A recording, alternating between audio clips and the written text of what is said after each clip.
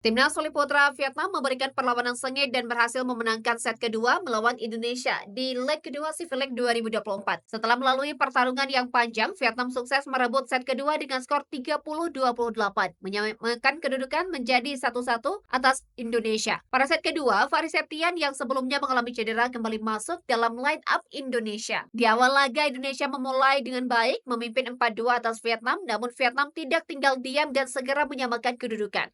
Pertandingan semakin ketat dengan skor berimbang 6-6. Vietnam kemudian berhasil mencetak 5 poin beruntun, membalikkan keadaan menjadi unggul 8-6 atas tim Indonesia yang dipimpin oleh Dio Zulfikri. Kemudian Indonesia terus berusaha mengejar ketertinggalan, namun pertahanan solid Vietnam membuat mereka kesulitan menambah poin. Dengan pertahanan yang kuat, Vietnam mampu meredam serangan dari Indonesia.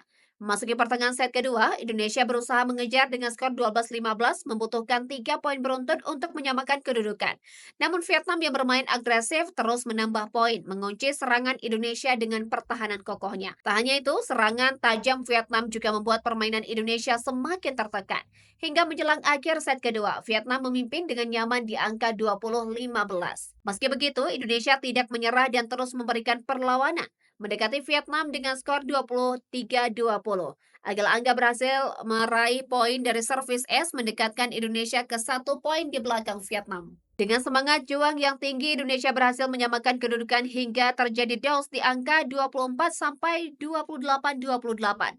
Namun pada akhirnya Vietnam berhasil mengamankan set kedua dengan skor 30-28, menyamakan kedudukan menjadi 1-1 atas Indonesia di Civic 2024 leg kedua.